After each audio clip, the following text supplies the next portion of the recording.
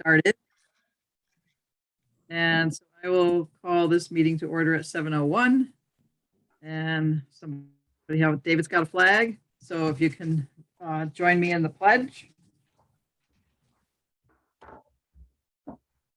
Pledge allegiance To the flag of the United States of America and to and to the republic for which it stands, one one nation, nation, under God, indivisible, visible, with liberty and justice for all. Thank you so much, everyone. Okay, so public input. I kind of don't think we might have any public input. I was hoping that people who are probably clamoring to get on the Planning and Zoning Commission meeting didn't end up here. And that has not happened, so that's a good thing. And correspondence, everything that we have as part of our meeting reports. So I will make a motion, go on to approval of meeting minutes. So we had a special meeting. The last meeting was a special meeting. So I'll make a motion that we approve the special meeting minutes of November 30th, 2021. Second. Second from whoever it was. Dave, I guess. Dave. Was there anything anybody saw that needed to be either updated or corrected, et cetera, in the minutes? I didn't see anything. We're good. So all in favor? Aye. Aye. Anybody opposed, or does anyone need to abstain? I think somebody needs to abstain. I can't remember who. Kathy got the minutes in there in front of her. Me? Could have been me. Me? It was Roy and John. Okay. Oh. All right. So Roy and John need to abstain. Thanks. And then next on the agenda is our 2022 meeting schedule. So Kathy had sent that out for the last meeting and didn't send it out again for this meeting, but I could put it up, I guess, if you make me co-host. Let me see. Can you guys see me and hear me? Yeah. Okay. I went dead there for a second. All right, so I started this, and let me do that, and I'm going to share this and share. There it is. Everybody can see it. So these are all the dates. Kathy checked them all to make sure they're not obviously on holidays, etc. And I checked on, and we talked about this last month, as far as having a date in our schedule where our meetings will be held isn't, as long as we say, we're starting with Zoom. If we're going back to in person, it does say Board of Ed meeting room, but we could be anywhere in the municipal center where we can find space. I did have a conversation with Matt Knickerbocker about our kind of like assigned usual meeting space before we started the school projects was meeting room B, which is up above on the second floor, does not have any AV equipment. So if we had to have any kind of hybrid meeting, we would need a room that can have that. And so the Board of Ed meeting room does also, but meeting room A usually isn't as available on Tuesday nights because that's when the Board of Selectmen meet, and it's also when Board of Finance meets. So, so here's the proposed meeting schedule. We have to approve it and post it with the town clerk. However, there was a question that came up from John Perna about Tuesday nights. So John, I don't know if you had a chance to look at these and whether that's. Well, I could tell you, for example, I asked for an exemption tonight. About every Tuesday night, I either have Board of Ed or Finance. And that's never going to change. That's just the way they're laid out. Right.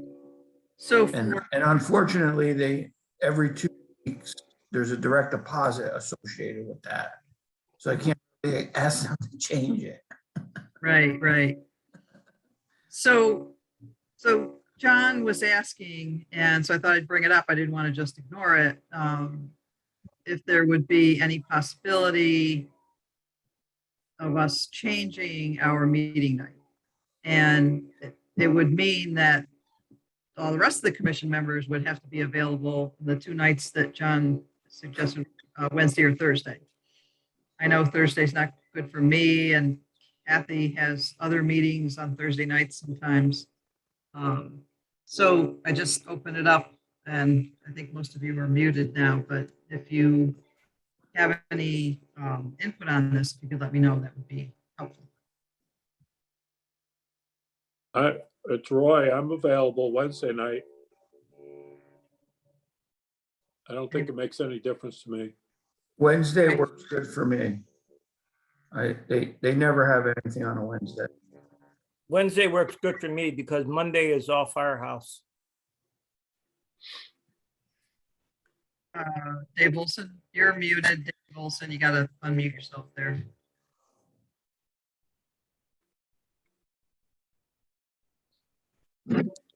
Wednesday's okay with me. Okay. Dave Horvath, or do you need? Usually Wednesdays are fine with me. Tuesdays, Thursdays I don't have a problem, and Mondays I don't think I have a problem either. Okay, So I'll try to be as flexible as I can. all right. So, and Dino. Yeah, you're muted, so you gotta unmute yourself. Sorry. Second Wednesdays are not a problem. Fourth, sometimes. Okay. So do we want to revisit this and come up with a new schedule for Wednesdays? It would be fine for me, but I don't mind whatever everyone else wants to do. I'm flexible. Okay, and like I said, Wednesday's good for me. So Kathy, we actually don't have to approve and post this until the end of January, but we like to get it done as soon as possible. So how about if we come up with a new list, Kathy? I'll actually stop sharing because we don't need to have it there anymore. And go back to there. All we have to do is add one digit to each date that's there. Yeah, so Kathy will come up with a new list. We have to just have the list and approve it, and that way it's stamped and filed with the town clerk. So we can talk about it at our next meeting, whether that's at the end of December or whether that meeting is the beginning of January. Right, Kathy? We can do it till the end of January. It has to be done by the end, the last date of January. The meeting, the schedule has to be approved and then posted with the town clerk by the end of January. So we'll come up with a new list, and unless we want to go ahead and approve it now and say as corrected by Kathy. Might as well. Yeah, Yeah. all right, so anybody want to make a motion? Or I'll do it. Make a motion that we approve the 2022 meeting schedule as corrected by Kathy to be Wednesday nights. Kathy will get that together and I'll check it out and post it with the town clerk. So that's my motion. Who wants to second it? Second, I'll second. Yep. Yeah, I guess 3 or 4 seconds, pick one. Any other input on this? All in favor? Aye. Aye. Anybody opposed? Good. All right, so that will start in January. Like I said, the site does not have to be specific, but the language in the can say either by remotely by Zoom or at the municipal center. You don't have to specify a room. We'll check with Board of Ed to make sure we're on their schedule. If we do go back into in person, and always check ahead of time with them to make sure the space is available. Nancy, we rarely have Wednesday meetings. Okay, We good to mostly know. have Tuesday and Thursday, so Wednesdays are probably fine. Great. So Yeah. that's a plus to doing Wednesdays. All right, great. Good. Okay. So we voted all in favor. Aye, we're done.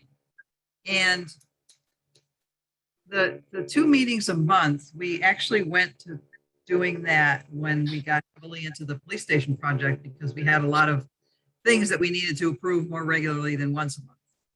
And it was easier to put a 2-meeting-a-month schedule out there and cancel a meeting rather than keep calling special meetings. So we'll go along with the 2 meetings a month. And if they're not necessary because we're not as involved or we don't have specific things we have to deal with, then we can always cancel a meeting. And we'll just check in with each other and with the project teams for whatever projects we're working on to see how necessary it is to have a meeting and adjust from there. Okay, good. Now we move into our old business. So school project. Progress and completion update. Who's going to start that little ball rolling? I have a few things for Rockwell. Okay, Atlas has the new parts for the playground gates, and they're coming tomorrow morning to start installing them at Rockwell. And Action Air had a heating valve problem in the music room, and they're waiting on ESC schedule so that they can tell me when they're coming out to connect the wires for the heating valve. And the sealant was done on the roof, so those areas that you pointed out, Bob, have been sealed off. And that was it for Rockwell, and I don't have anything new for Johnson. Yeah, we didn't have any leaks, Ken. With Good. that rain we had, we didn't have any leaks, so it's good. so that heavy rain we had the other night, no leaks. Great. And that was after the sealant was put on, correct? I believe so. Great. Okay, that's good to know. So it looks like that problem has been identified and solved. So let's hope we keep moving forward with that. So I have a couple of questions, actually, stuff that we talked about last time. And more specifically with Rockwell, that water main cap thing that weren't we supposed to see if we could just sort of let it be, or were we supposed to pursue it? Did we find anything more from the town on this? They never got back to me. Okay, So I'm not sure if he's going to do anything or if he's going to let it go. okay. I'm assuming that an issue will come up when they're discussing CO. And I don't know if if you have heard anything more about progress with the CO. Ready, I have not. Bueller? Well, so I was in touch with Chris Baldwin late last week. So he's, the only thing that's outstanding on his list is work on the roof. I presume it's the sediment trap work. So I wanted to check with Ken because we're going to look at a PCO for that tonight. Has that work been done? It was, the dirt lights were relocated, right? Yes, they were. So in that case, what Chris was asking whether Bob, so we never really finished this email thread, but whether Bob could help him out by going up on the roof and actually looking at the issues that he had previously on his list and letting him know, because Chris can't climb up onto the roof. And I think that that's the only issue left on the building officials side of the CO.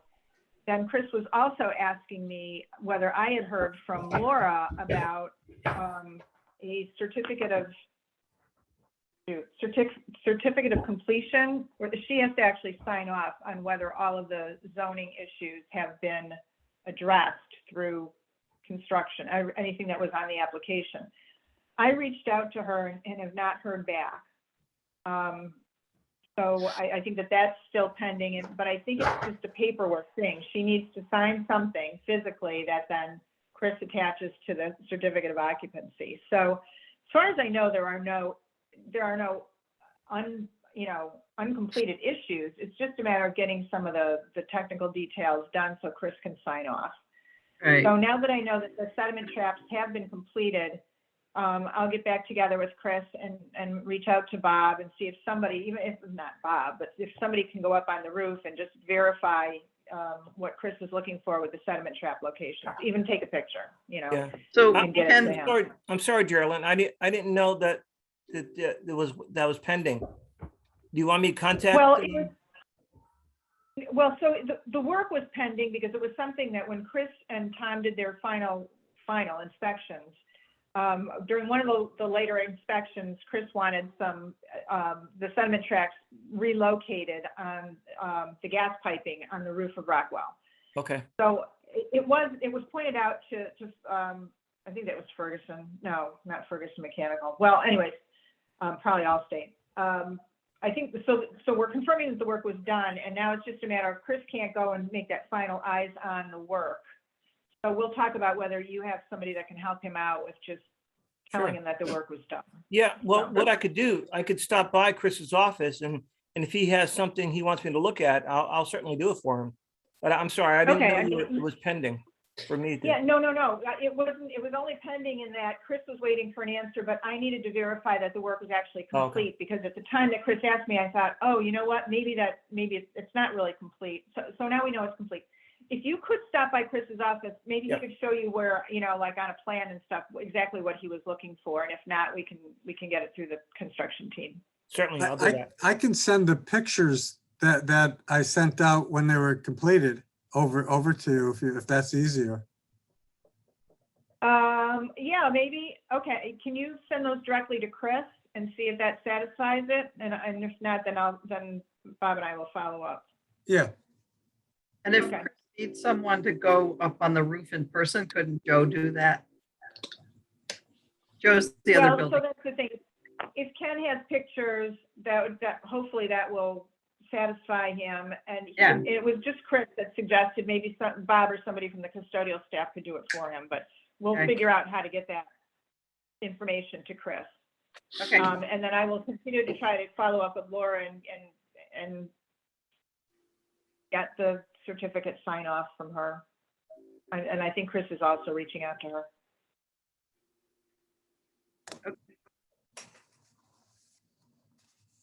Does anybody have any questions for Ken on Rockwell?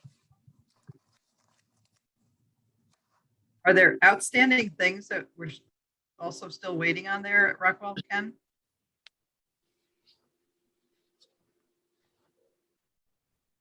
No, not at Rockwell. Okay. And you said you didn't have any updates for Johnson. Are there outstanding things that we have at Johnson that we're waiting for any kind of delivery, completion, et cetera? There's a column cover for the main entrance that they are going to be doing on Christmas break. They got for it, and they just got to take the old one off and put the new one on. Okay. Anybody have any questions for Ken on Johnson? I have one question, but it's for Geraldine. Hey, Geraldine, did Rockwell talk to you about filing cabinets that were not delivered? Yes, and so I am trying to track those down. I know Trish has reached out a couple of times. I'm working on it. Okay. I have a suspicion based on going through purchase orders and invoices that there were 3 filing cabinets that were never ordered. But I'm trying to figure out why, because they showed up on one purchase order, but then they showed up on a different, we may be looking at ordering 3 filing cabinets for Rockwell that just never showed up, but I'm working on it.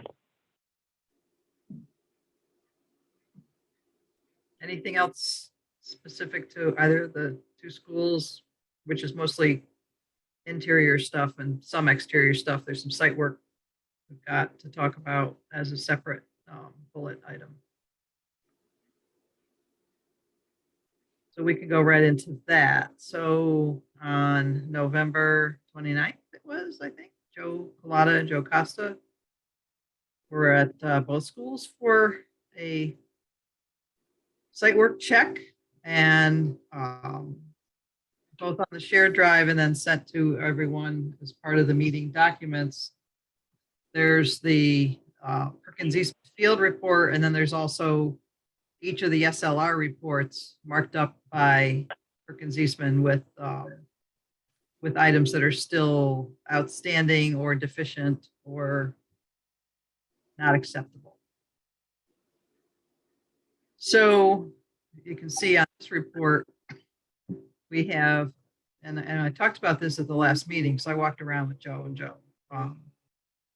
At Rockwell, we've got that slope that comes down off the basketball court down towards Whittlesey. And then the bigger front slope. So there's that. There's a couple pictures of that. There's a lot of not only bare spots, and there's small little bare spots, but it's very uneven and it continues to erode in some areas. You can see as part of the report, they have a lot of information. And then there's the whole front slope that comes down from the parking area, which still has some both deficiency and things growing, whether they're weeds or grass. They should be grass and not weeds. And uneven grading, etc. And we walked all the way around Rockwell. Yeah, that's Other stuff, yeah. There's other kind of different things. So I don't know if down to the, well, there's a couple of gates we noticed that were either broken or sagging, and I don't know if that's what Ken had talked about with parts needing to be placed, or whether these are just high traffic kids hanging on them, etc. And Those white gates you just saw in the picture, that's the gates around the dumpster. oh, that's the dumpster. Yeah, That's just horrible pieces of equipment. Yeah. It's not gonna last. Well, that's that picture right there is not that the gate is broken. It's actually the post that the gate is attached to, and the other enclosure going off 90 degrees from it aren't, like, one of them's not plumb, obviously, or maybe they're both not. They're just, that's how they sit. They're not hanging, or that's how they're attached, and Right. how they are in the ground. And that's It's following the slope of the driveway as it goes down. So you got the side gate that's right. perfectly level, and then the Yep. door of the gate follows the Yep. slope. Yeah. Horrible. That gate that you're looking at was damaged by a truck. They had a RFI before the gates were installed, and they didn't follow the asphalt because they had to make the gate. So right now that gate was hit. When they finished it, it was definitely not like that. But what I saw, Ken, that this is not like damaged, like it was pushed out of the way, or that's how it was installed, not the gate part, but that post that it's attached to. Okay, and it's not adjacent to the other one that's leaning in the opposite direction. These were just, they were there, they were solid. It was not something that was hit by a truck and pushed out of the way. This is how they were installed. I got some photos of the installation. I can send them over to you. They probably should go to, that's Joe, I don't know if Joe Colada has, we looked at it. It's not like a rickety something hit, it's not woggling around because a truck hit it. It's solid, as if that's how it was installed. Okay. So you might need to be checking it again. And if you have some photographs to, match up with it, you might need to check in. I mean, this is a report from Perkins Eastman, and I'm assuming you received it and have reviewed it and have. No, I did not receive it. This is the first, I didn't see it.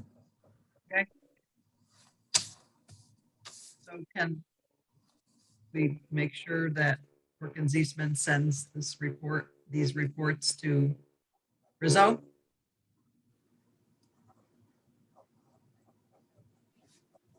Joe Colada, did you send the reports to Rizzo? I only sent it to Geraldine and you. Okay, I did not forward it to Rizzo. okay, And I didn't Right. catch that. So, yeah, the reports do need to go to the contractor. The okay, Punch list report. yeah. So who's gonna make sure Rizzo gets them? I Joe, will. should you send them to Rizzo? Yes, but I'll forward them over. Okay. So I would think that the field report from the architect should go to the contractor. So, and Gerald will take care of that, but in the future, if there's field reports or anything else that the contractor needs to know about, it ought to go to the contractor. So are there more of these? This is Rockwell, so Johnson ones too, Gerald, that we need to look at? Or that's- Well, so the other thing that Perkins distributed that SLR provided is they went back to their punch list from July and re-noted each item that they had previously provided to the Right. to the construction team, and just noted whether, in most cases, just noted that the work was not completed. So it's just a series of the photos from July and then a revisit in November, say that, you know, the site work is still not acceptable, and still not completed under, you know, according to their direction. Yeah, I agree with you, John. I mean, they were the same complaints that we had with the July ones. Most of them. Most of them. So I think the conclusion is, and Joe, you can jump in here. The conclusion is that any of the work that's been done since this original punch list in July through November, whatever work has been done is still not acceptable to the design professionals. And so at this point, also not acceptable to the owner. And since we are well into December, any attempt to remediate the deficiencies, again, necessarily has to wait until the growing season starts again, probably April, maybe if the weather holds late March, but we're looking at going back in again in the spring and trying to correct some of these issues, both grading, there are grading issues, there's confirmation of drainage, whether drainage is operating properly, and then again, planting issues, planting, seeding, weeding issues. And it is primarily on those front slopes at Rockwell, but there are also still questions at Johnson in terms of some grade issues in front of the 5th grade. I don't know if I have a picture here. There There's should still be. some grading issues. Yeah, With like the here wa- in front of the 5th grade wing. The water issues. And water issues, right, that the grade is not allowing water to drain to the drains that were installed, as you can see, you know, these kind of drains. And then also the question of soccer field, which I'm not sure if that's in this. Yeah, it's in the front. It's right there. Yeah, you would just go. Here's what- Second Was page. this soccer There, field? yeah, Yeah, place, yeah. so number 5. So there's also still a question of what's going to come up in the spring on the soccer field, because late in the season, you'll remember it was treated for weeds, and I think overseeded some more, but though there will be an opportunity in the spring to see how this survived the winter and whether the work that was done in the fall helps the appearance of that area. Yeah, you could definitely see that work was done on the field. It's just a matter of what the spring will bring.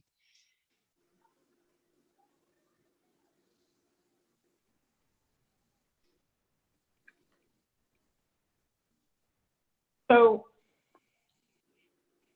unless anybody has any questions, So the fact So- that now we are, go ahead. I'm just trying to figure out how, I know that the landscaping, that's,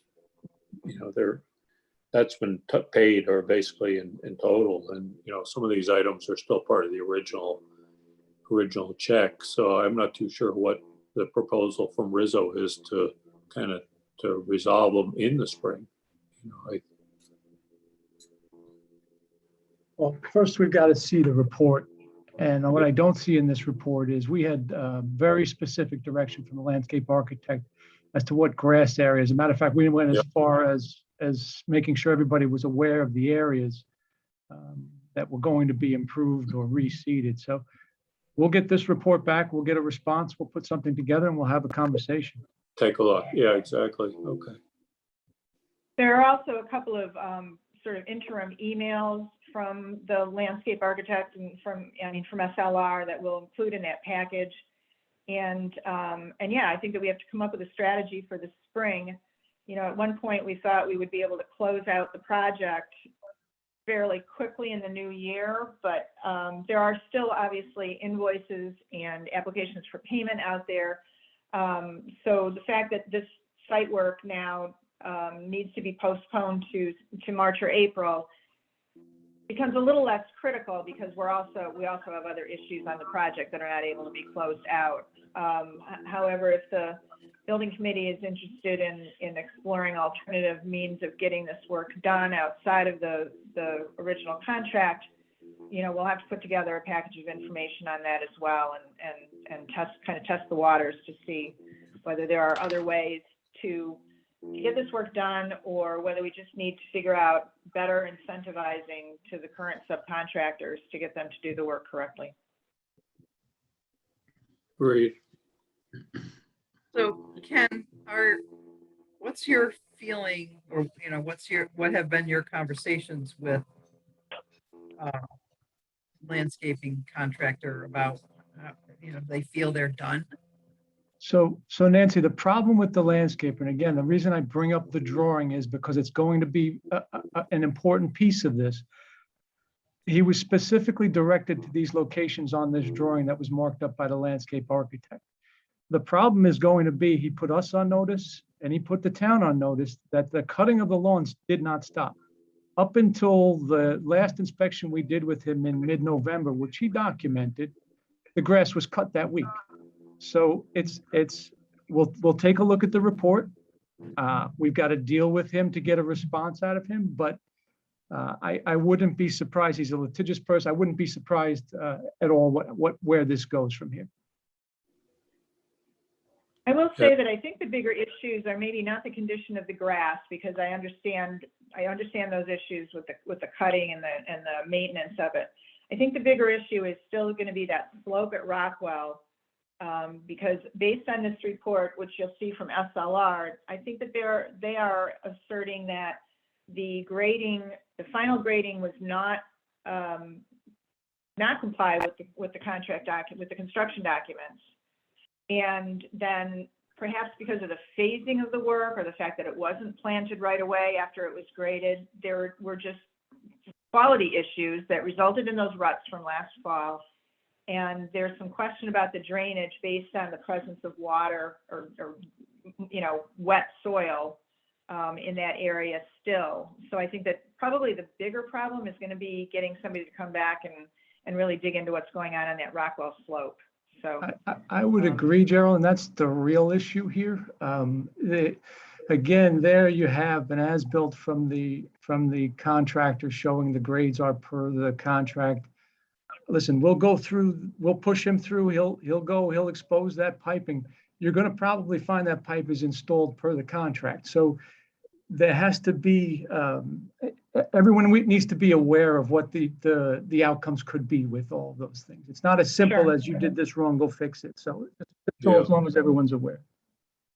I agree, and there could be multiple things influencing that, the bad slope, the bad drainage, the ruts in the, in the grass. There could be a lot of things that are influencing that, and maybe only some of them are the way the work was produced, so.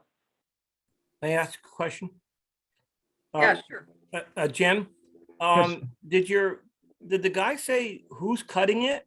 Because our contractor had been put on notice months ago, not to go near it. And it wasn't long after, it was maybe within a day, Bob, of one of our Tuesday meetings, and I heard you say that, and I understand from you, there's a differentiation between park areas and school areas.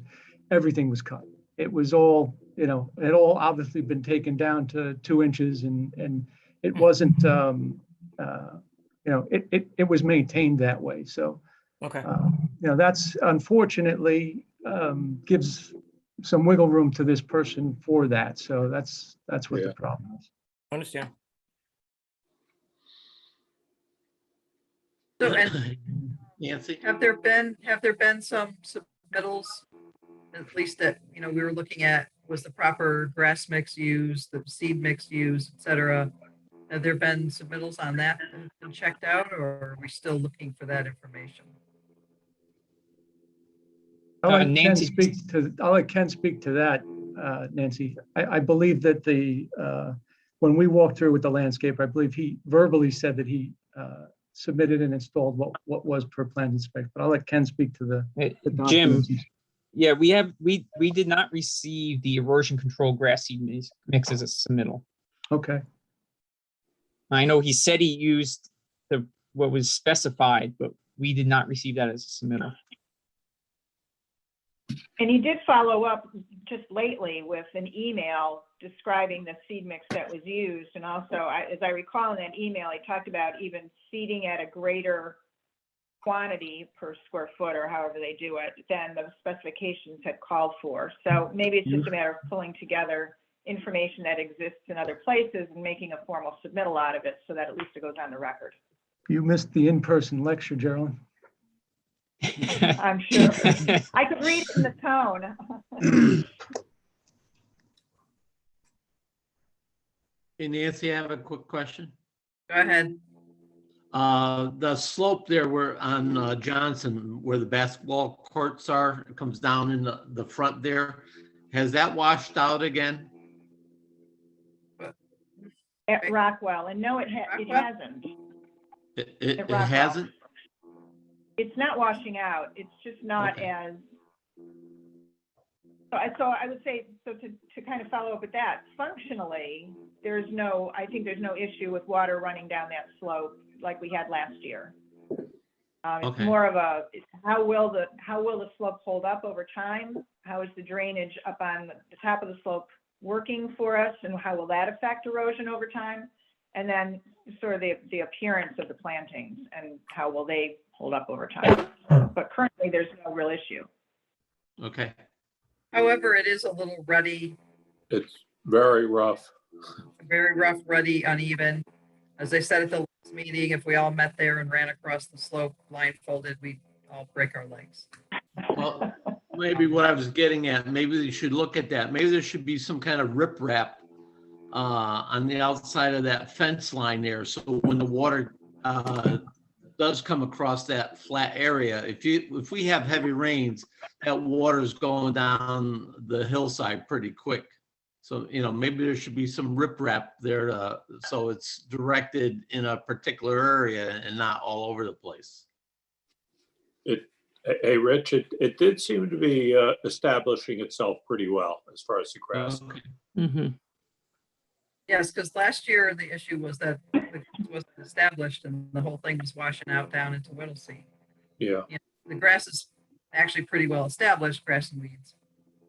It's just in the process of establishing, some stuff washed out here and there. There's ruts, there's bumps. Which they didn't go back and finish up. No, if they reseeded anything, they didn't do any regrading before they reseeded. Right.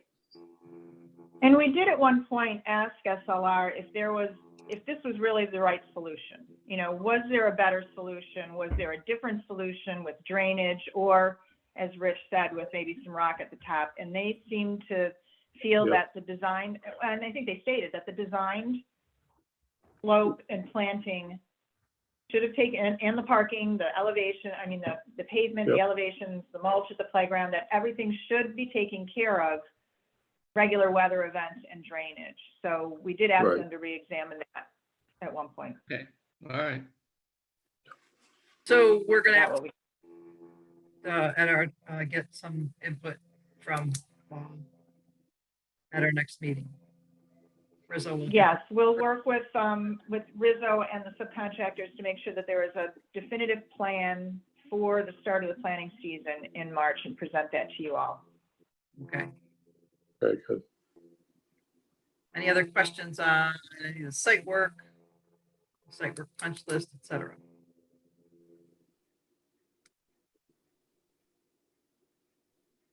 Yeah, there is an area where they did all that digging to do the exploratory work for the capping of the water main. And that's still a bunch of dirt, which I don't think they did anything with because I didn't know, they weren't sure if they were gonna have to dig it back up. And Presumably, yeah. yeah, something's gonna, so we have to figure that out before something gets done there and that gets seeded. It's just a bunch of dirt right now. It's kind of behind and over to the side of the dumpster area, dumpster pad. Okay, so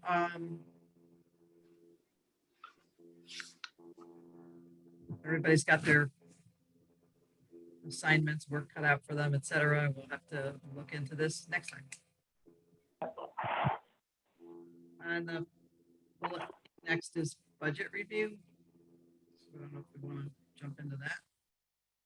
Yes, so I'm gonna go, let's think about what we're gonna do here. All right, I'm gonna go right to the combined budget and the contingency uses here. Because not much has changed. You can look at the tracking budgets. We're still on both projects, you know, in the high 90% to finish the project, because there's just really closeout work to be done. So on the two schools, what we're looking at here today is we will be looking at 3 PCOs in a minute that we're tracking up in this area. Still carrying, so I changed from so we had, we resolved the lift issue, and now there is the possibility, based on a request from Terry, to perhaps use some contingency monies to purchase another snowplow. Terry, are you still on? I am, and that was actually a Brad Hearing suggestion that we look at Correct. that. Yes. That's right.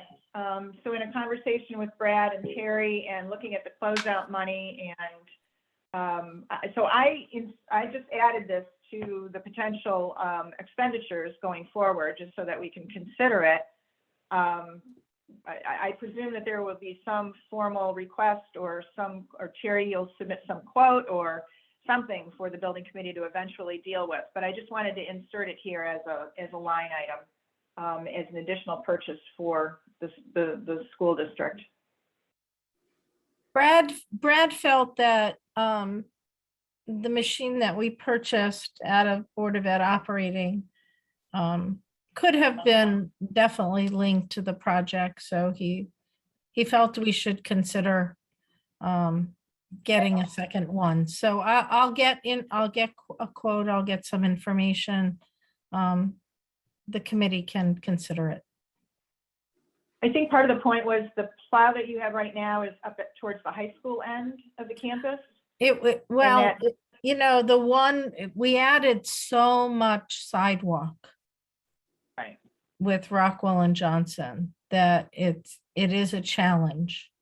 And also the fact that I had a lot of workers' comp issues because trying to clear all those sidewalks with our custodial staff is asking a lot. And so that's why I through the board funds purchased the item, and Brad's thoughts was maybe we should have done that through the project, and maybe you want to ask the committee to consider a second one. So would this be something specific to like a smaller, what kind of what Bob and John Perna were talking about before we even started the meeting, and what John has for some of his It schools? would be a drivable, it also, But smaller. I but might smaller for side- consider a unit that also could have an attachment in the summer, because we are leaving Park and Rec with an awful lot of grassy slopes to maintain, based on the way the setting of the Rockwell and Johnson ended up. So I can bring that forward. I will bring it forward for your consideration. Okay, so you'll have something next time for us. and we can- Yes, yes. Good. And I just thought I Would just ask- wanted to leave it in there. I would ask that you, if you're gonna do that for something with attachments, that you look into a Bobcat. The Bobcat will give you GSA pricing. I bought one when I was in New Canaan. It's a considerable price difference with the GSA pricing. I bought a 580 and I think it was 47,000. Yeah. So, Okay. Okay. All right. Okay. And Geraldine, I know that you were talking about this already, but do we have a new target date to make some decisions as to finishing things with project related vendors versus wrapping it up versus us being able to close the project? I need a sense Yes. from the committee. Well, again, so to close the project at the state is a little bit of a separate issue from closing the project at the town level, right? So we want to accelerate as much as possible, starting the closeout process at the state. And that requires, obviously, for us to close construction and have a final application for payment. Correct. So there is no application for payment to review today for the November period. I presume that will not come until January. I don't know, Ken and Jim can weigh in.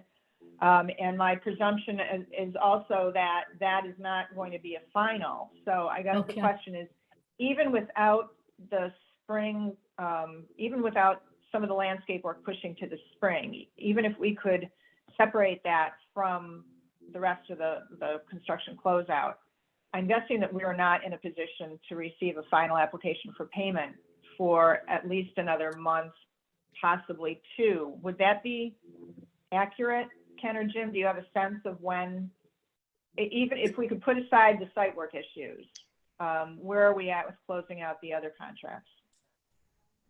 Without the site work issues, it's going to be a couple months. I have some coming in December.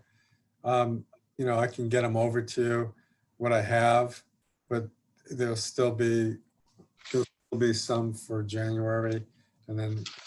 Yeah, which means, so it does appear to me that the building committee would be potentially reviewing final applications for payment at a February meeting, which means we're well into February, even if all goes well in terms of closing out all the contracts. And then when you add on the spring work, so that could push us into March or April. So Terry, I don't see closeout at the state level happening anytime soon. Okay, so, I mean, just so that the committee understands my sense of urgency,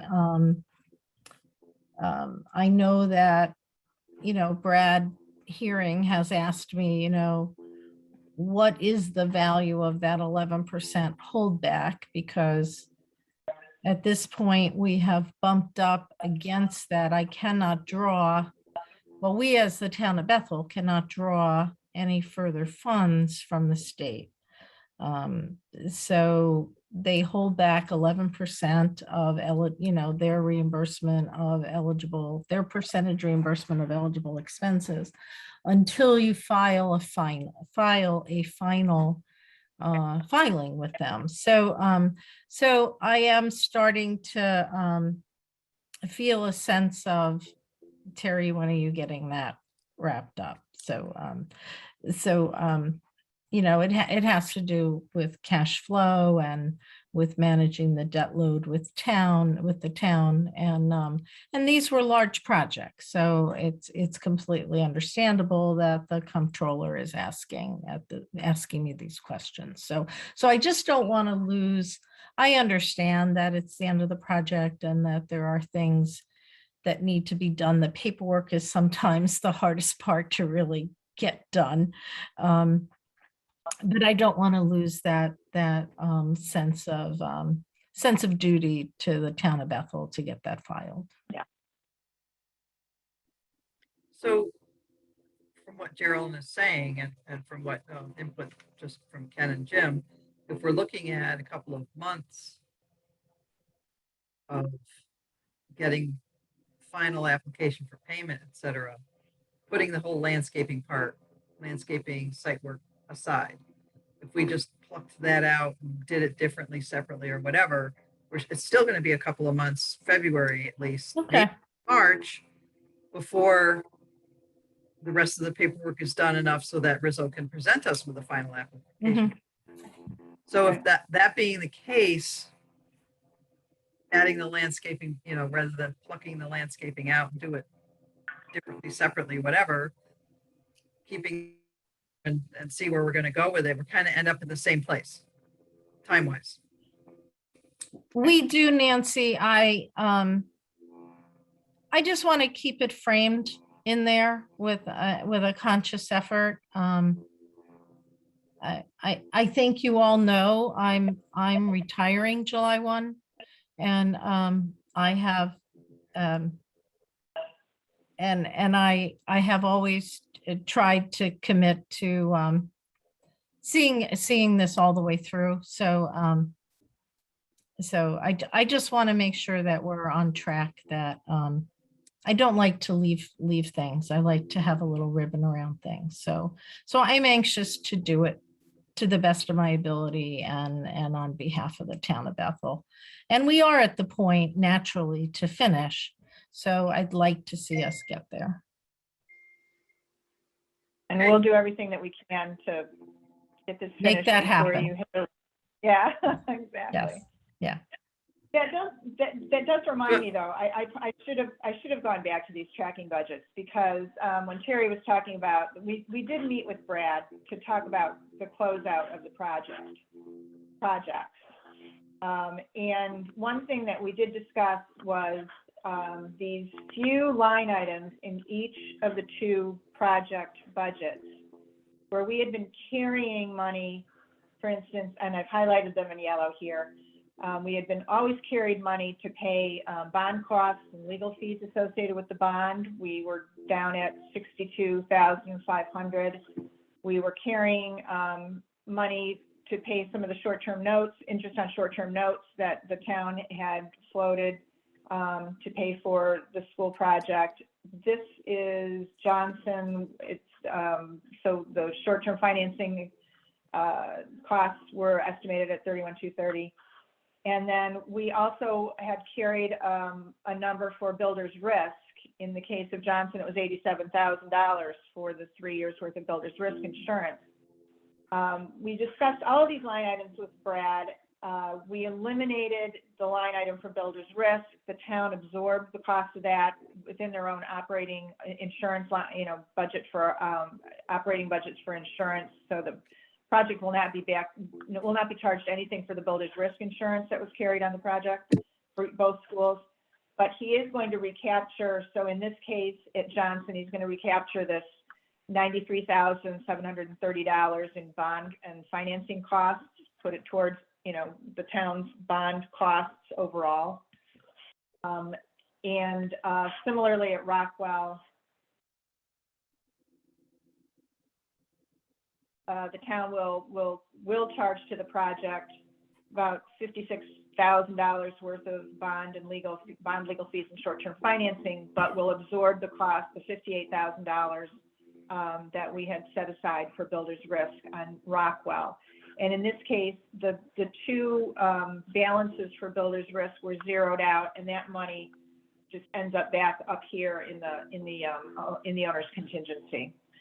So in terms of the budget, we're pretty much set with I'm actually leaving this utility fee balance in here in case there's any little things we need to pick up, because that's the line item I've been using for some of the miscellaneous electrical work that we've had Lucido do, or some of those things. So I'm going to leave a little balance there, but in general, we've resolved all of the other line items that the town had originally added to the project budget. So that was something that we had talked about, I think, a couple of months ago now, meeting with the town, and Terry finally did get us all together and do that. So the costs that I show at the top of this spreadsheet, contracted soft costs, have been adjusted to absorb that, those numbers either as an expenditure or zeroed out. So to go down, so snowplow we talked about. I am still carrying numbers here. And Geraldine, yep. The net effect was more money fell through, right? I mean, that was the net effect. Correct. Yeah. Yeah. Okay. Because the financing costs were already budgeted for, so we just said yes, correct. they were paid. Correct. We recaptured the builder's risk insurance. Correct. Right. So there in was an terms of the increase. Project, more money More money is available. is available. Yes, fell through. Correct. Yeah. So we're still discussing this, restoring some monies to the construction manager's contingency, based on the fact that we took money out at the very beginning of the project to restore the roofs, to increase the roofing contracts because of the withdrawal of the original bidders. So I'm still carrying those numbers here. Now, one thing that I circulated to the committee yesterday, so late in the day, was the tabulations for each project that Rizzo has provided to total up their CM contingency expenditures, which on their spreadsheet is the column that's listed GMP. So they provided us with a tabulation of all of their change orders with internal change orders with subcontractors, as well as a tabulation of all the ones that the owner has funded that you have all approved over the course of PCO review through the project.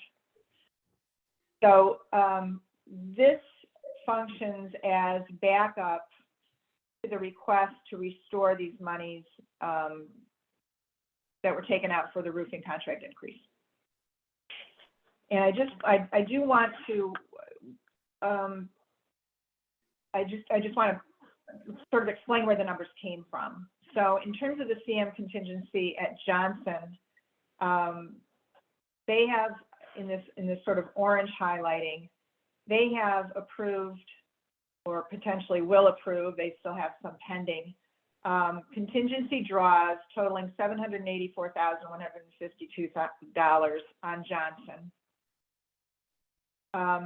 The actual construction manager contingency, after we adjusted it for the increase in the roofing contract, was $685,559, which obviously leaves a balance there that they are essentially negative. They're in the red on their construction manager contingency at Johnson, this amount of $98,593. So that is the current ask to be restored to the construction manager's contingency.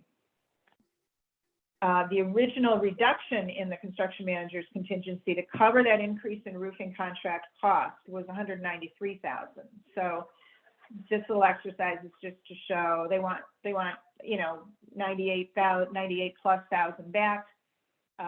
There still would have been a balance in the construction manager's contingency had we not reduced it for the roofing contract.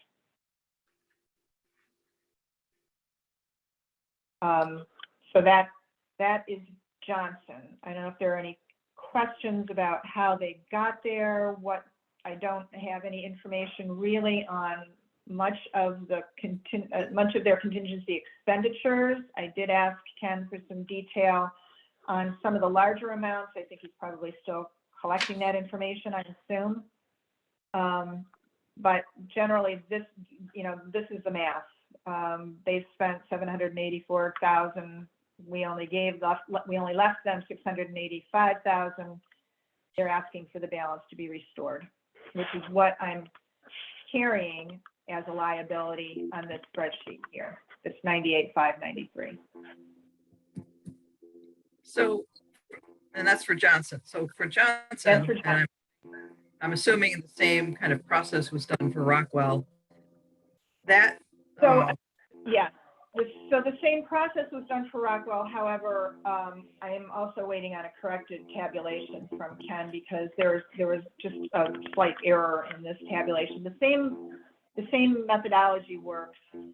They have expended $299,589 of their own CM contingency. Geraldine, those two numbers at the bottom, the 32,178, the negative there, and the negative 75, they're already included above. So what happens is you have a total of 158,000. It turns out that it's 150,000. No, well, see, well, then we need to discuss this further then outside of this meeting, because in fact, this lease credit, this 32,178 is not included here because you've got a zero here. No, it's with the lease for Vanguard, it was included in as one contract for 804,000. So we had a purchase order for the lease and a contract for the construction work. In the master, we doubled them together. Okay, well, then we do need to talk about this offline because we had this discussion, I think, back in February when it appeared on an application for payment. Okay, so I will say though, regardless of whether my math is right or Ken's math is right, I am carrying that full 57,000 on this contingency spreadsheet. So similar methodology, they're looking for 98,593 to be restored of the 193 taken away at Johnson. And I think, I don't know what the number was, but we're down to 57,000 now to be restored at Rockwell.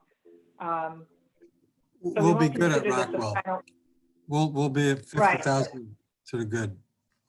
That's what I think. That there will likely not be any request to restore money for the Rockwell contingency. So I guess the question is whether this is something, Nancy, that you want to act on today on this 98,593 or consider it further. I'm comfortable with the Johnson number. So it's sort of a philosophical question about to whom the original roofing contract increase belongs, right? That's really what we're talking about. Right, and we have discussed it before, and yet I don't know if we've ever received any kind of formal request from Rizzo to restore that amount. Have we?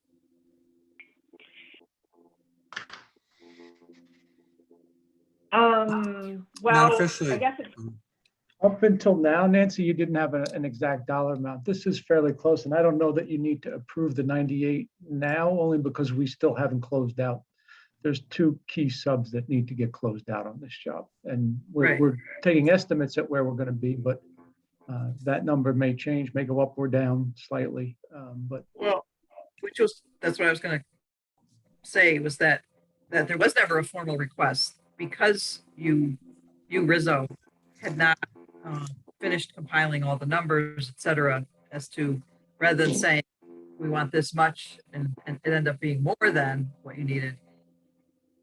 I do see this is not just an exercise, but it's basically you keeping track of all of the different change orders. And I think in the, what my understanding, your GMP change order list is basically either things that we rejected as change orders that were brought forward to us, or things that were never brought forward to us because they were not out of scope or in scope, but they weren't Right. specific.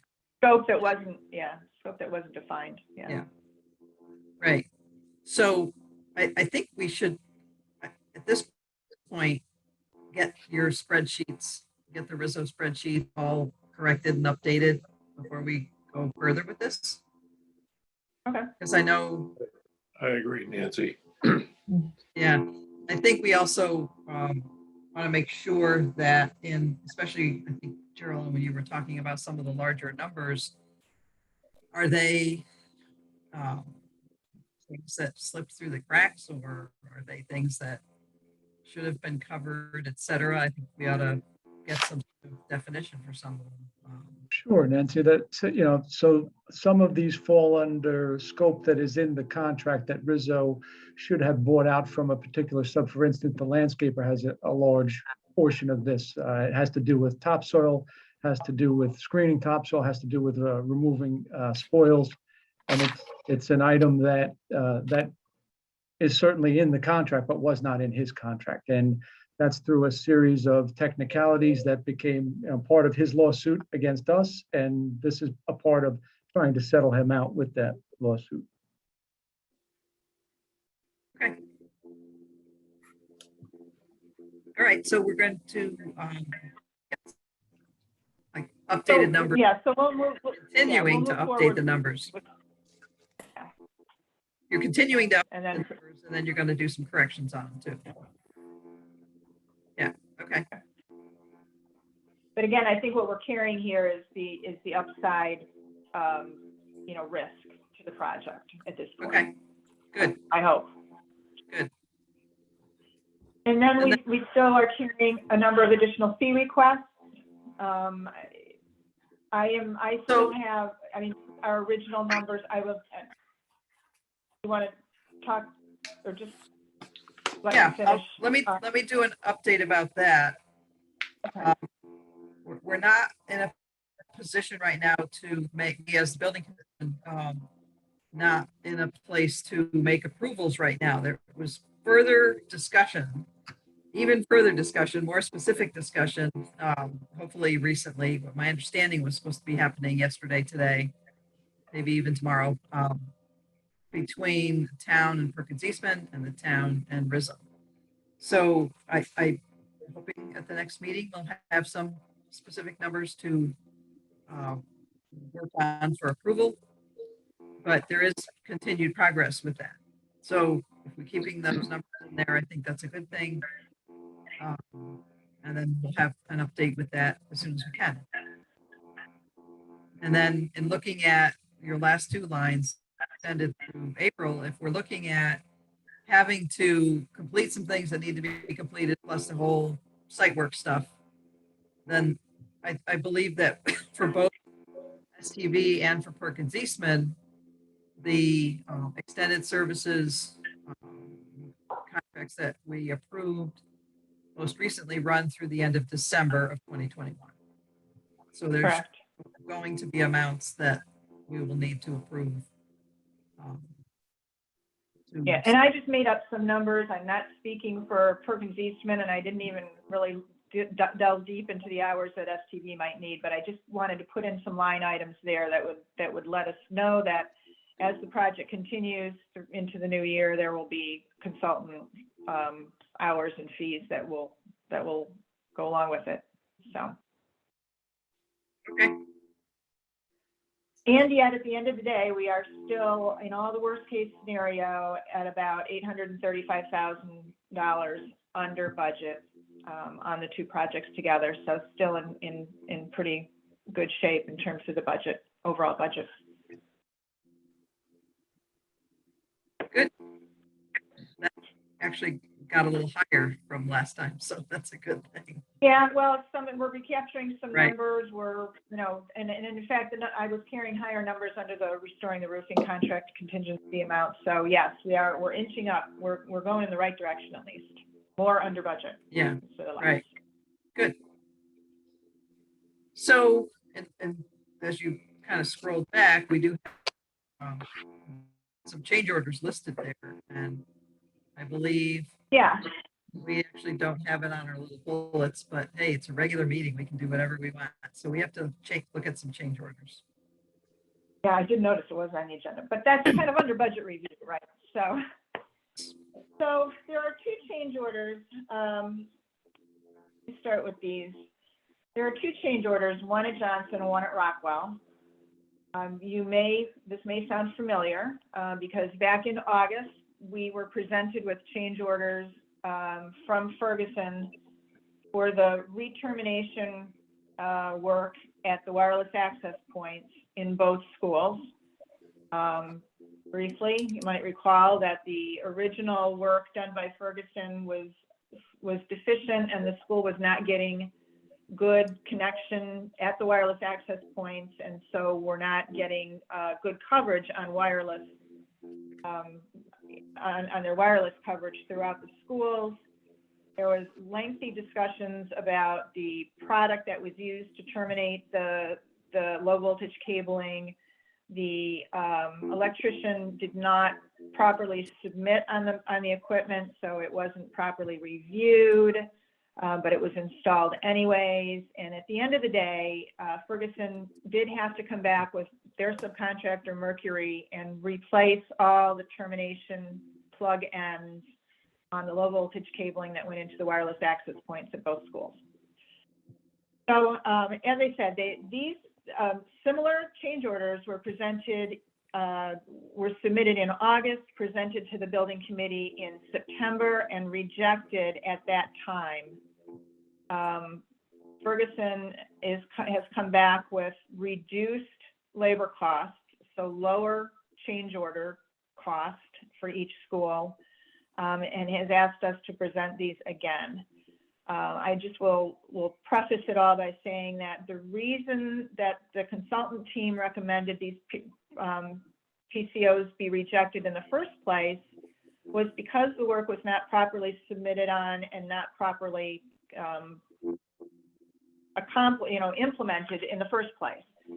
So it is the continuing recommendation of the consultant team to continue to reject these regardless of how low their costs go, because the underlying reason for the change hasn't actually changed.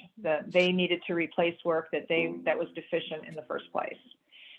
So this is the change order 140 at Johnson. Their original change order for this work was $12,535. They're now looking for $8,565. And then we can look at Rockwell, but similarly, their original change order at Rockwell was about $8,350, and now they're looking for $4,900.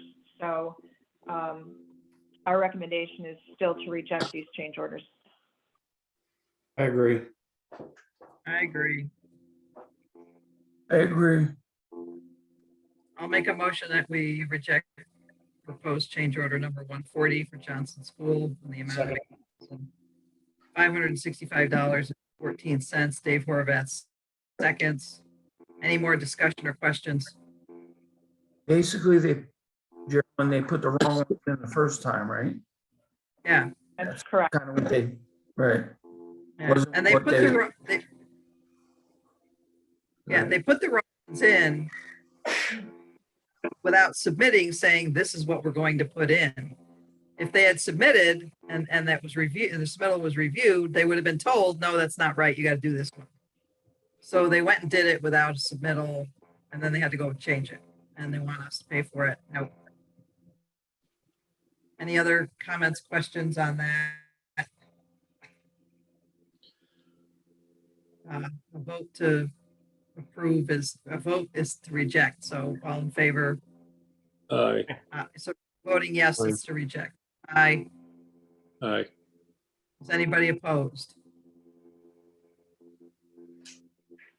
Thank you. And then what's the Rockwell one? We gotta do that. Same story. I make a Rockwell 131. Yeah. Yeah. I make a motion that we reject proposed change order number 131 for Rockwell School in the amount of $4,905.60. Dave Horvath Any other discussion or question on this? All in favor? Aye. Anyone opposed? Done. So another attempt, and who knows where they'll go with this, but they'll try, I'm sure. This is the, Then we have one final PCO on Rockwell, and I want to ask Joe Collada to explain what happened here, and again, why we're recommending a rejection of this change order, if you would. Yes, sorry, I don't have the exact detail numbers because I didn't know this was being reviewed tonight. But essentially there's, I think it was in the mechanical drawings that showed the proper installation of a more detailed detail of what the dirt leg or sediment trap was supposed to be.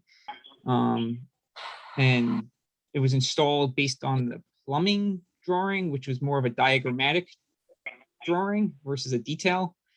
And so it had to be changed out once the building inspector did his final inspection of the roof. So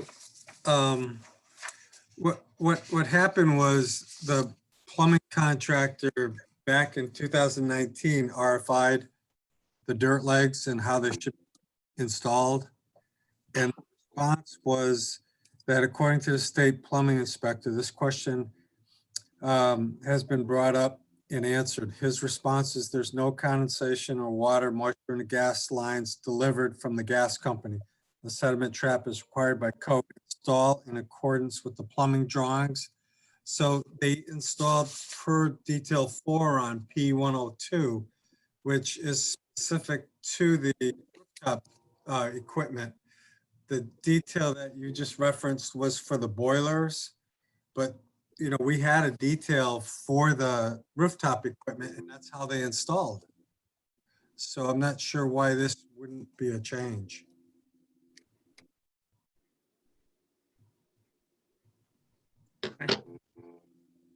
This was in the proposal. I sent a copy of the RFI and the detail with the proposal. I don't know if it was the first one.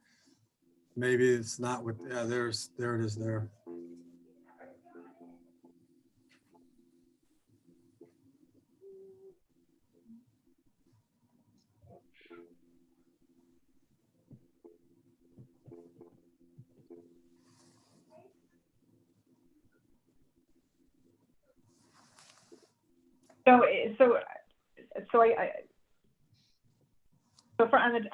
Let me see if I can condense this. So from the design team, their assertion is that the information was on the documents on how to properly install the sediment traps.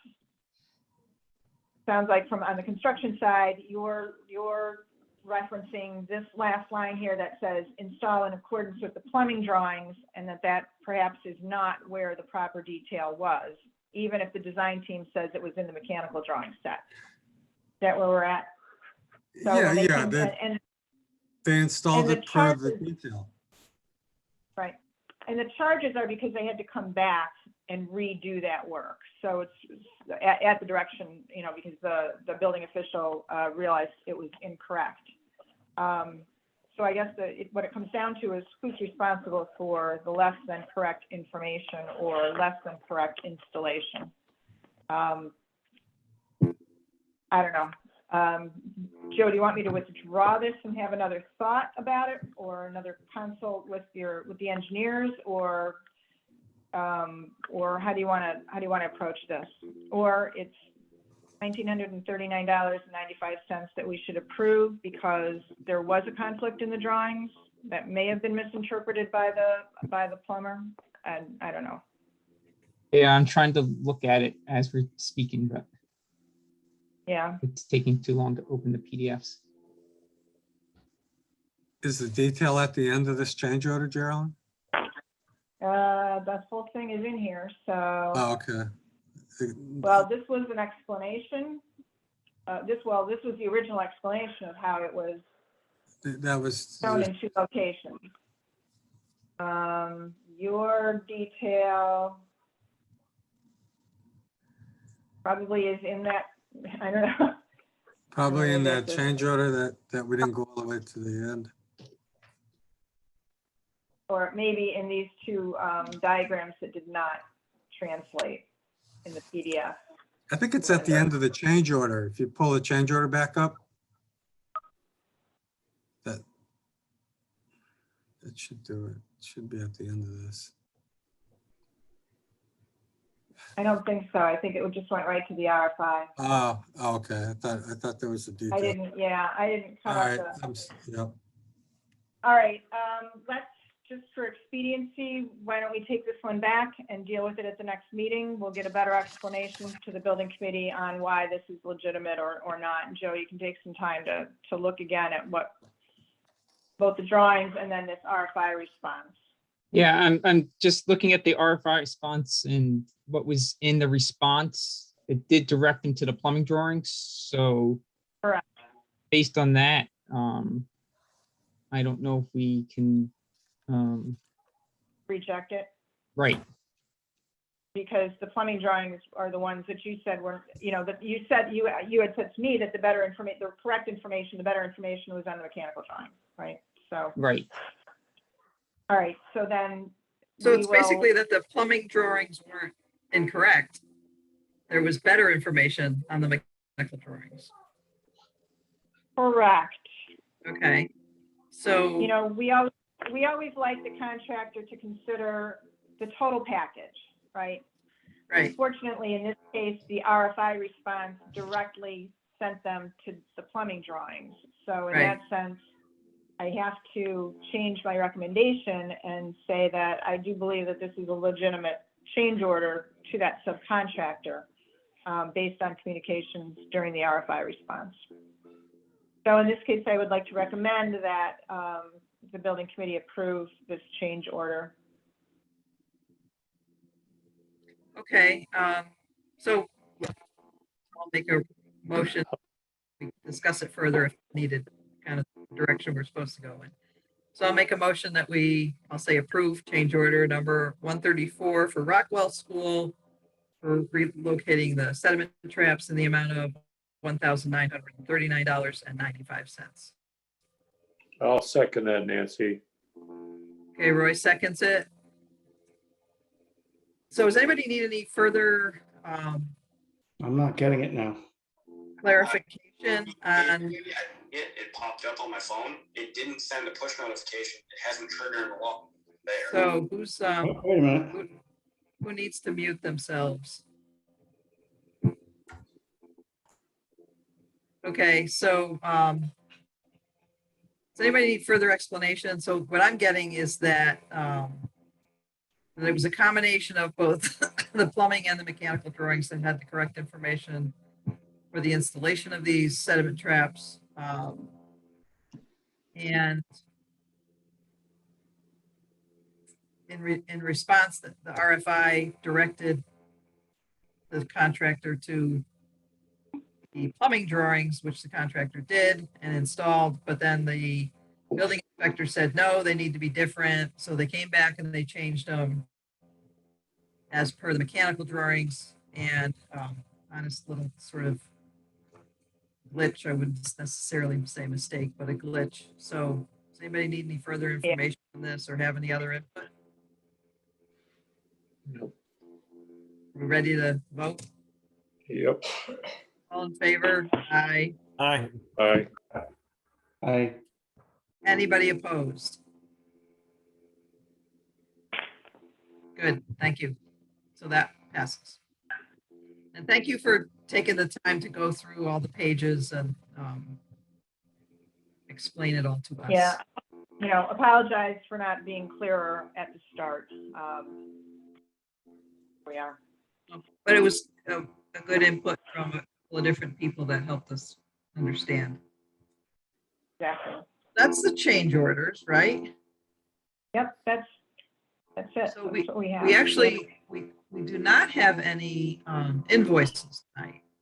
Oh, I didn't receive any, and We do not, yeah. and Kathy didn't get any, Geraldine didn't get any.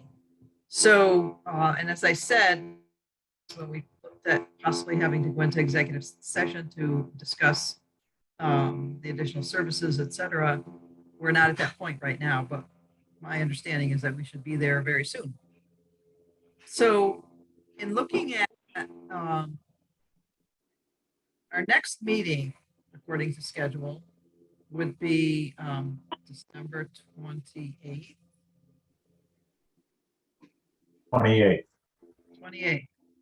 So how is everybody feeling about, like, we may need to do something between now and the beginning of January? Or do we need time to get stuff done before the beginning of January? Any thoughts? More actually specifically from Gerald and Joe Colada and Ken and Jim. Like, are things going to happen that we need to deal with in 2 weeks? Or do you need time to get? Early January would be best. Okay. I agree. The next thing to act on would be to review the plan for the landscaping, and there's no rush.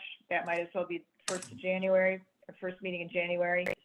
There will likely be invoices from STV and Perkins, but they can wait till the first week of January. And if Rizzo's not prepared to present an application for payment until the first meeting in January, there's really no other action that I expect would need to be taken in 2 weeks. So that what we're looking at for the first meeting in January would be, well, if we're going to Wednesdays, that's the 12th. All right, so we can, like Geraldine said, anticipate some invoices. We'll probably have some change orders, and we'll have further information, hopefully, to be able to make some decisions on our professional services requests for. And then I would also hope that both Perkins Eastman and STV could put together maybe some more specific numbers for continuing on through April and or May, depending on what you think it might be, or should we?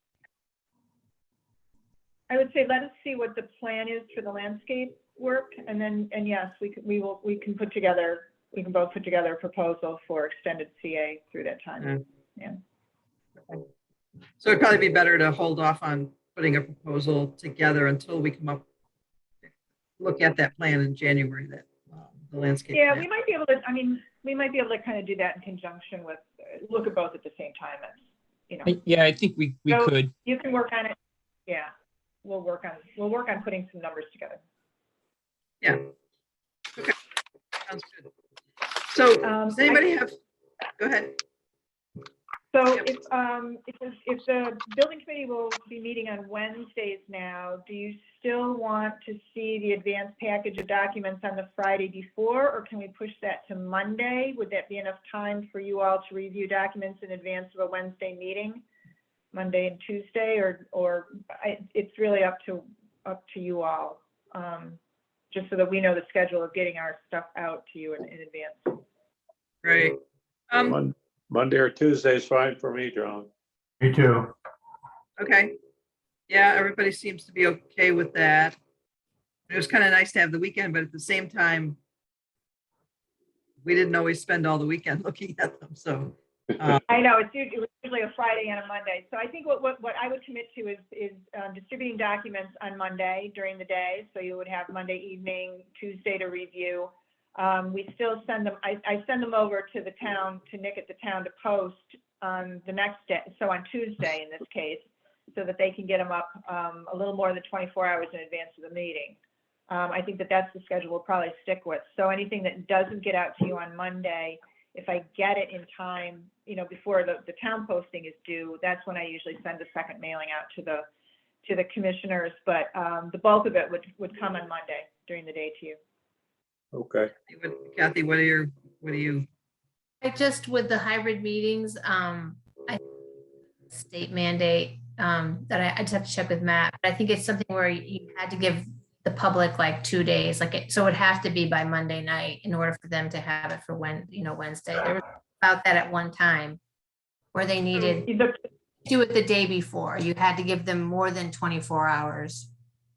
So But the we're posting staying, on the town website needs to happen on Monday before close of Monday. right, not Okay. the stuff that goes to the commission. It's what gets posted on the town's website has to be done 48 hours, I think. so Okay. we're staying with virtual meetings right now. We're not going hybrid in January, my understanding is.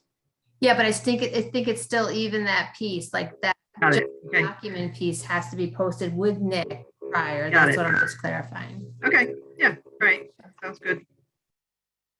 All right. So Monday during the day to both the commission and to the town for posting. Okay. All right, so we won't be seeing all of us together like this until the new year. So, happy holidays and happy new year and that kind of stuff to everyone. Everybody, we're not adjourning yet. We have other things we have to talk No, about. I was just seconding your Oh, okay. good All wishes. all in favor? Good Bye. wishes to everyone. Yeah. Bye. So, Thank you. So thanks, school folks. Geraldine, can you stick here for a minute? Yeah, you want me to stay on? Yeah, I'll stay on. Yeah, okay. So we're done with school. Merry Christmas, Happy New Year. Thank you. Thank you, Yeah. thank you, thank Merry you. Bye. Christmas, Thank Happy New you. Year, everybody. Bye, Merry All right. Christmas. Everyone. Merry Christmas, Thanks, everybody. Take everyone. care. See you in the new year. All right, so, police station. The reason I asked Carolyn to say, which I didn't say that before, I should have asked you, but Matt Knickerbocker asked Geraldine and STV to put some figures together so that STV could work with the town in getting the firing range project moving forward. So we were at our last meeting, and then I also forwarded to you the email exchange I had with Brian Humes in looking at getting the project completed. We've discussed this before where there's kind of two parts in a way. There's the plans that Brian Humes had done and completed back in 2017 as an ad alternate to complete the interior of the firing range. And then all the information that the police department themselves, specifically Lieutenants Libertini and Durkin, put together with Action Target to do the target specific parts. And I had emailed Brian a few weeks ago and got a reply because in putting an RFP out, we want to have the most up-to-date specific plans, documents, specifications, et cetera. My contention being that how many years ago things could have changed, et cetera, and that the plans need to be updated. And Chief Pugner seemed to think, no, we're good to go. Again, I felt uncomfortable putting an RFP out without dating, and did concur, specifically with things like HVAC. You don't want to be specifying some 5-year-old piece of equipment. So in the meantime, as I said, Matt talked with Geraldine about starting to look at it with us to put together some figures for some project management on the part of STV. Geraldine actually had a meeting this afternoon with Chief Pugner. Got to see our lovely firing range all lit up in the darkness, et cetera. Yeah. So if you want to give us a little review. Yeah. So there's a couple of things going on. So Matt did ask me if I could step in and help manage the build out of the procurement of the equipment and the finishing of the firing range. So the intent of my meeting this afternoon with the chief and Bob and was to see where they were at. What information did they really have? How settled were they on a particular manufacturer for the firing range equipment? Those kind of things. So they're way ahead of the game. They had the quote from 2018. They got a new quote over the summer, I think in July, on the Action Target equipment. They've been speaking with the folks with Action Target as the vendor that they'd like to go with for the firing range equipment. They also can supply the actual HVAC and ventilation filtering system and as well. So that's kind of in their package. And it sounds to me like that there may not be a need to go out to redesign anything, but I did talk to them that they definitely need to have an engineer on board on the team to just review what's really in the building, whether it has the capacity to connect this new HVAC system and all the other equipment to it. So there'll be a small portion of design work. And then then the bigger question is what portion of this needs to be publicly bid, whether we do separate it into two sort of contracts, one with the firing range equipment supplier, and as a preferred vendor, or there are only two people that make this stuff, that the town may be able to procure that equipment without going to bid. But then we would want to bid the contract, sort of the general contractor pieces of it.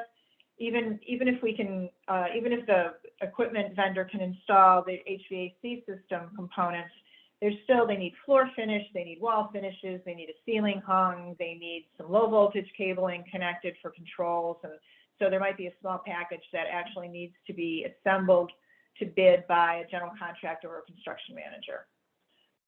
So that's the kind of the planning work that I'm going to be concentrating on right after the holidays, is figuring out what's the new budget, making sure that it comes in under $1 million, because that's the threshold for citizen approval, which I think it is. I think we're looking at right now with about a $950,000 project. About $650,000 of it is the actual equipment that Action Target would be supplying. That price has risen. It's almost doubled since the original specification was put together in 2017 or 2018. So we'll be looking at building that budget. Then I'll be in contact with Action Target to see what their schedule really is, because I don't know what the supply chain issues are on their equipment. But based on the price increases, I got to believe there are supply chain issues. So we want to find out exactly when we can get on their schedule to procure and then to install the equipment, and that'll sort of tell us what the rest of the schedule will be in terms of bringing an engineer on, or an architect and engineer in order to specify the finishes and finish the project. But my intent is to come up with the plan and set the schedule, and then make sure all the details are covered, like the procurement requirements, bid requirements, and then follow through on all the paperwork that's required to finish out the work and complete the firing range. So. Hey, Geraldine, on that's a great recap of, that's kind of what I was thinking also. One of the concerns I think we had, and I'm not too sure where you can go on this, but Brian, I think if Brian has to come back in and get re-involved, I think one of the starting issues that we had was the HVAC equipment was getting so cost prohibitive, as far as with Brian's, or the so-called gold-plated plan. And I think with Libertini going out, looking at Action Target, I think they had a very viable, setup where they were going to do the whole thing. So I'm just concerned. I'm very pleased that the police would like to roll with the people that they had. And, my concern is you're probably going to have a hard time getting Brian back involved if, Action is going to be doing the work. So it's possible. And I don't know if I'm offended by that, okay? So, I don't mind us rolling the whole project ourselves. I'm just throwing it out for discussion on this. So I think I think we could blow the budget if we kind of go with Ryan and then Action. Might be wrong, but I'm just throwing it out. Well, it's possible, but it is something to explore. You're right. The sort of the architectural portion of the remaining work is very small. Right. And there's a little bit bigger engineering portion of the work in order to verify that the capacities that we have in the existing building can handle the new equipment. But it's not a full-blown project for either of those disciplines. So Correct. if we can't get Brian back in, and Jillian, they how about, use Kohler Ronan for their engineers, if we can't get that team back in and Yep. at a reasonable cost, there's nothing. I mean, there are, I can think of 3 teams I've worked with before on police stations that could jump in, and I don't know. I mean, work is not And you so might wonderful want today to that ask. everybody's- You might want to ask Action who's on their team, because they seem to be rolling with the whole project on the thing. And I think we could get much better pricing if we could. This goes back a couple of years, so it's hard for me to picture where we are now. But there are things in their proposal that are excluded. So there are things that we already know that they don't do, and some of that is the finishes. So no problem. So there may be a small portion for an architectural team to take on. And I was going to say, work is not so plentiful. I mean, there's a lot of competition for work these days because projects are starting again. So I think that there's room to get an architectural engineering team in here, even at a very small cost, to finish off the specification work. Good. No, Just in the email exchange I did with Brian Humes, he did verify that companies that manufacture and install firing range equipment there's 2 of them, maybe 3 in the country. Action Target. Right. Yeah. Action Target being one. Yeah. So, that puts us in a position of wanting to have them be the preferred or proprietary vendor. Well, Nancy, I don't know about that. Nancy? Yeah. There's some new rules that you need to check with Matt and Brad, that the town has to go out and get 2 prices for a lot of this work nowadays. So, they have to get away from just giving one vendor the job. So you're going to need to look into that a little bit closer. Right. It's new language that came out. So you have to be careful about this now. Good. For sure. So that's first on my list. We have to know how we're procuring the services and how we're procuring the equipment, the build out, for sure. We need to nail that down. One option would be to bid it to a general contractor or a construction manager, because the specifications would say you have to use the Action Target system. Now, that's not too different from a lot of circumstances where the specifications list a sole source for proprietary equipment, like security systems or something that has to coordinate with something you already have in place. But we could then bid sort of the overall installation oversight. But that's definitely the first detail that I want to work out with the town to see what the requirements are to procure, the services the right way. Yep. Yeah, Even though very good, we have Yeah. very Good. specific part. Good. That's really good. I'm pleased.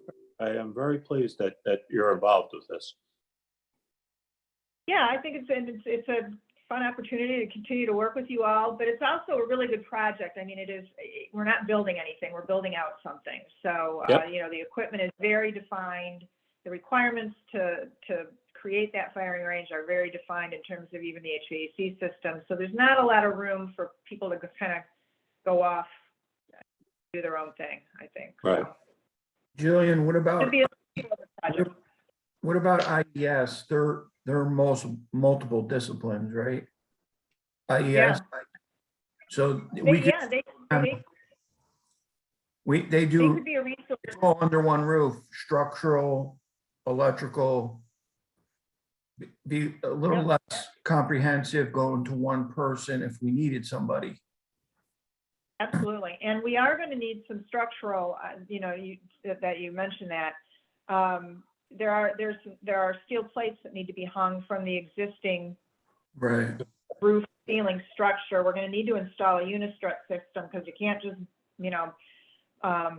screw them into the concrete. But so there's a little bit of a structural component as well as verifying the electrical and probably verifying even, I know that Brian had said in his email that the fire protection system should be fine, but we need to look at some of these things in terms of newer codes too, because it's going to have been 4 years since the original design. So I'm just So part saying of them the- because part of the it would, it would simplify it that you're only going to one person for multiple, you know.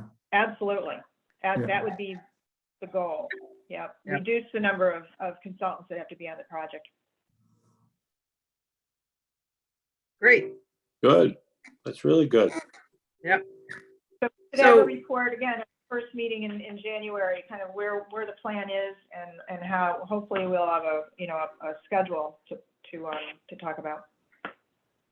Good. And then just back to the sort of the firing range, but getting everything finished and fixed up with the exterior walls, et cetera. We still are due a code, specifically a application for payment from Downs, and I'm not sure when we'll receive that or how we would want to get that, or whether we wait until we get some more rain and kind of check out and make sure everything's still keeping the water on the outside where it belongs. So that's kind of pretty much it for police station, unless anybody has any questions or other comments for Geraldine. Thanks. All So right. thanks for sticking around a little bit and giving us the update. Absolutely. All right, thanks. Thank Have a you. good holiday. Yep, Yeah, you you too. Yep, Thanks a lot. good night.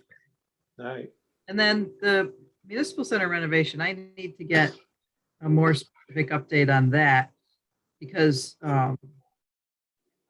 again, the last conversation that I had with Brad Herring and Eileen Earl, who had started with that Gordian group, that it doesn't seem to be panning out like I think they hoped it would. Specifically, wanting this Gordian group to give us a number. What's the number? What's it going to cost to do the project, which we need to be able to approve funding. And they haven't, I don't believe they've gotten that together. And they seemed, at least from the conversation I had with Brad Herring, they seemed kind of like hesitant and iffy about what do you need a bottom line number for, which I thought was a little, so I kind of think we need to get redirected on this going into the new year so we can keep that moving along. Like to bring Geraldine on that one also. Well, I think, so as I said a few months ago, maybe it was a month, maybe 2 months ago, the town has been looking at, Board of Selectmen has been looking at the possibility of hiring like a project management team to help with some upcoming projects.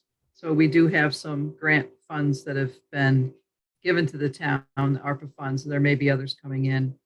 And then we're looking at doing some different construction projects. How is that all going to get managed? So they are looking at that kind of thing. And, I know larger municipalities have a person or people, a whole team of people on board who take care of that for that municipality, but that municipality has a whole lot more buildings than we do. So they're probably needing someone full-time on staff to do it. This would be on a consulting basis, but I think would still help us a lot with any project, any municipal building project, building renovations, et cetera. We might need that. I agree. So we'll have to see where that goes. Good. So that's it. Good, Nancy.